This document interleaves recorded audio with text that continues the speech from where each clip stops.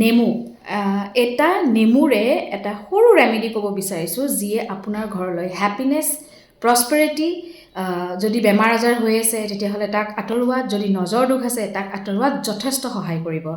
একেবাৰে কৰিবলৈ সহজ আৰু আপুনি খালি শ্ৰদ্ধা ভক্তিৰে কৰিব একেৰাহে 9 দিন কৰিব কৰি চাওক আৰু কেনেকুৱা ফিডবেক পাইছে নিশ্চয় জনাব নিয়মটো ক'ব বিচাৰিছোঁ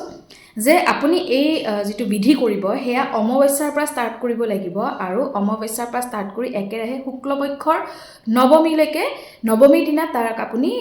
বিধিটো কমপ্লিট কৰিব লাগিব এতিয়া অমাৱস্যাৰ পিছদিনাখন শুক্ল প্ৰতিপদ দ্বিতীয়া তৃতীয়া চতুৰ্থী পঞ্চমী ষষ্ঠী সপ্তমী অষ্টমী নৱমীৰ দিনা আপুনি শেষ কৰিব লাগিব গতিকে যিকোনো অমাৱস্যা এটা ধৰি ল'ব কৰিব লাগিব যে সৰু নেমু যেটো নেমু আমি বিশেষকৈ বজাৰত সৰু সৰু গোল নেমু পায় আমি মই বহুতৰ ক্ষেত্ৰত দেখাও যে গিলাছত থবলৈ দিও নেমু ৰিচুৱেলছৰ ক্ষেত্ৰত গতিকে সেই নেমু এটা ল'ব লৈ তাত অকমান কুমকুম মানে নেমুটোৰ ওপৰত প্ৰথমতে কুমকুম আৰু পানী মিক্স কৰি এটা পেষ্ট বনাই সেই নেমুটোৰ ওপৰত সেই কুমকুমেৰে স্বাস্তিক এটা বনাব আৰু সেই নেমুটো আপুনি যদি আপোনাৰ ঘৰত মা দুৰ্গাৰ মূৰ্তি আছে তেখেতৰ চৰণত অৰ্পণ কৰক যদি ফটো আছে তেখেতৰ চৰণত অৰ্পণ কৰক আৰু এই মন্ত্ৰটো 108 বাৰ চান্ট কৰিব অমাৱস্যাৰ পৰা নৱমীলৈকে সৰ্ব মংগল মাংগল্যে শিৱে সৰ্বাৰ্থ সাধিকে শৰণ্য ত্ৰম্বকে গৌৰী নাৰায়ণী নমস্তুতে এই মন্ত্ৰটো 108 বাৰকৈ জপ কৰক প্ৰতিদিনে মানে অমাৱস্যাৰ পৰা নৱমীলৈ নৱমীৰ দিনাখন আপুনি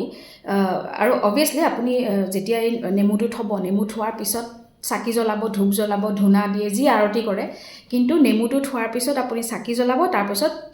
এই জিভাগ মন্ত্ৰ মই গালো সেই মন্ত্ৰভাগ 108 বাৰ আপুনি জপ কৰিব আৰু নৱমীৰ দিনাখন আপুনি এই নেমুটো মন্ত্ৰ জপ কৰিলে চাকি জ্বলালে তাৰ পিছত নেমুটো উঠাই আপুনি যিকোনো গছৰ তলত হয় আপুনি এৰি থৈ আহক নাইবা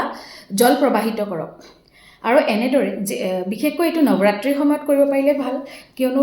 আমাৰ চত মাহৰ নৱৰাত্ৰি আহি আছে যেটো আমি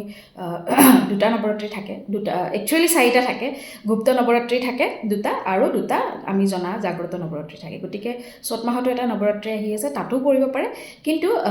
যদি ফিল হৈছে জীৱনত যে ষ্টাকনেছ আহিছে প্ৰসপেৰিটি নাই সুখ শান্তি নাইকিয়া হৈ গৈছে গতিকে মাক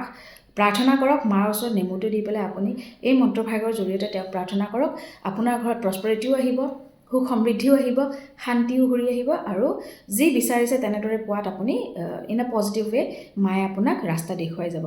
গতিকে কৰি চাওক কেনেকুৱা লাগে নৱৰাত্ৰিটো কৰিব পাৰে এতিয়াও কৰিব পাৰে যিহেতু যিকোনো অৱস্থাৰ পৰা কৰিব পাৰে আৰু কৰি চাওক আৰু নিজৰ ঘৰত ভিতৰত মাৰ পজিটিভ এনাৰ্জি ফিল কৰিব পাৰিব ধন্যবাদ